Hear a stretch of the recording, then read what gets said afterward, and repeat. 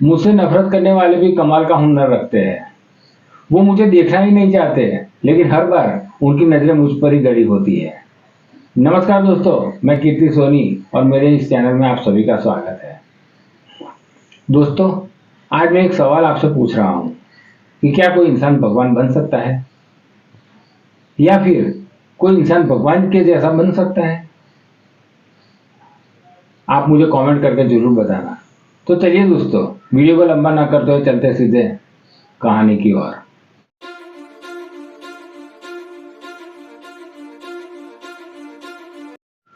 सेठ दीनदयाल, जैसा ही नाम वैसा ही काम। शहर में जितने जाने माने बिल्डर्स थे, उसमें से एक नाम दीनदयाल का भी था। इतनी दौलत, इतना रुतबा होते हुए भी सेठ दीनदयाल बहुत सरल मिजाज इंसान हुआ करते थे। अब सेठ दीनदयाल से कारोबार संभाला नहीं जा रहा था। सेठ दीनदयाल का बेटा राहुल उनका कारोबार बखूबी संभाल रहा था। राहुल की पत्नी मेघना को सेठ दीनदयाल अपनी बेटी मानते थे। राहुल और मेघना का बेटा मंथन, वो सेठ दीनदयाल को बहुत प्यारा था। मेघना नए जमाने के ख्यालात वाली थी। दोस्तों, मैं आपसे ये पूछूंगा कि क्या नए जमाने के ख्यालात रिस्पेक्ट भुला देते हैं? मेघना को देर रात तक बाहर घूमना फिरना, अच्छी अच्छी चीजें लाना, महंगी महंगी चीजें खरीदना, अच्छे अच्छे कपड़े लाना और बड़ी बड़ी होटल में खाना पीना उन्हें अच्छा लगता था। ये उनके शौक हुआ करते थे। माँ शारदा को यह सब पसंद नहीं था। कई बार माँ शारदा और मेघना के बीच तू मैं हुआ करती थी। राहुल जब शाम को आता तो मेघना उसे फरियाद करने लगती थी, तो राहुल मेघना की तरफदारी करके दो बातें माँ को सुना देता था। दोस्तों, मुझे याद आती एक शायर की दो पंक्ति है कि बहुत शोर मचाया माँ की जली रोटियों पर, दो शब्द बोल लेते माँ की जली उंगलियों पर। सेठ दीनदयाल को ये सब मालूम था कि मेरी और माँ शारदा की मौजूदगी बेटे राहुल और मेघना को पसंद नहीं है, लेकिन वो करे तो भी क्या करे। वो बेबस थे। अपने पोते मंथन के साथ वो खेलकर सारी कड़वाहट भुला देते थे। ऐसे ही दिन बीतते गए, लेकिन राहुल ये सब परेशानियों से तंग आ गया था। उसने सोचा कि मैं अपने माता पिता को वृद्धाश्रम रखाता हूँ, ताकि वहां वो शांति से रह सके। राहुल ने तय कर लिया और दूसरे दिन माँ बाप को ये बात बताई। तब माँ बाप की आंखों में आंसू आ गए। दोस्तों, माँ बाप के जीवन में दो ही बार आंसू आते हैं। पहली बार तब जब बेटी विदा होती है, और दूसरी बार तब जब बेटा जुदा होता है।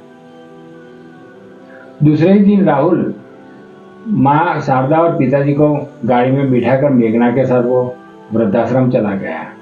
जैसे ही गाड़ी वृद्धाश्रम के दरवाजे पर आकर रुकी और सेठ दीनदयाल बाहर निकले, तभी वृद्धाश्रम के संचालक राम प्रसाद ने ये देखा तो दौड़ता हुआ आया और सेठ दीनदयाल के गले लग गया। राहुल ये सब देख रहा था। फिर सब लोग ऑफिस में चले गए लीगल फॉर्मेलिटी पूरी करने के लिए। राम प्रसाद ने नौकर को बुलाया और कहा कि सेठ जी को उनका कमरा दिखा दो। तो नौकर सेठ जी को लेकर कमरा दिखाने चला गया। तभी राहुल ने राम प्रसाद से पूछा कि अंकल, क्या आप मेरे पिताजी को जानते हैं? तो राम प्रसाद ने कहा, हाँ, मैं तुम्हारे पिताजी को बहुत अच्छी तरह जानता हूँ। तो राहुल ने कहा, आप कैसे मेरे पिताजी को जानते हैं? तो राम प्रसाद की आंखों में आंसू आ गए और कहने लगे कि बेटे, वो अनाथ आश्रम देख रहे हो? राहुल ने कहा, हाँ, मैं देख रहा हूँ।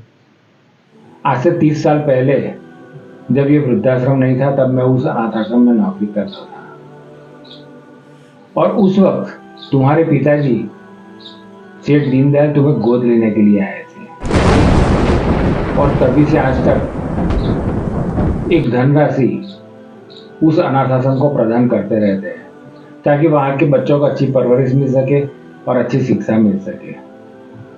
ये सुनकर राहुल की आंखों में आंसू आ गए और सीधा दौड़ता हुआ सेठ दीनदयाल के पांव में पड़ गया और माफी मांगने लगा।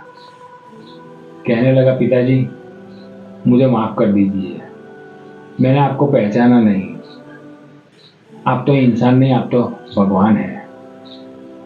इतना बड़ा गुनाह मैं करने जा रहा था, इतना बड़ा पाप करने जा रहा था, इनसे तो मुझे नरक में भी जगह नहीं मिलेगी।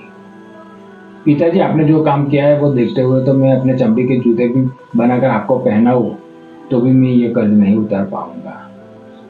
आपने एक अनाथ को अपना बेटा बना लिया और बेटे की तरह पाला, समझो कि बेटा ही समझा। और मैं ये क्या करने जा रहा था? इतने बड़े पाप का गुनाह लेके मैं कैसे जी सकूंगा? मुझे माफ कर दीजिए पिताजी, मुझे माफ कर दीजिए। तब दीनदयाल ने कहा कि बेटा, गलती तो हर इंसान से होती रहती है, तुम लोग वहां खुश रहना, तुम्हारी खुशी में ही हमारी खुशी होती है। तभी बहू मेघना भी बोलने लगी, पिताजी, आपको यहाँ छोड़कर हम वहां कैसे खुश रह सकेंगे? हमें प्रायश्चित का एक मौका दीजिए, हमें माफ कर दीजिए, चलो हम अपने घर चलते हैं। तब सेठ दीनदयाल की आंखों में आंसू आ गए और सेठ दीनदयाल ने अपने बेटे राहुल और मेघना को गले लगा लिया और सब लोग घर की ओर जाने के लिए निकल पड़े। दोस्तों, अगर ये कहानी अच्छी लगी हो तो एक लाइक कर देना और चैनल को सब्सक्राइब कर देना और बेल आइकन को प्रेस कर देना ताकि ऐसी अच्छी अच्छी वीडियो सबसे पहले आप तक पहुंचती रहे।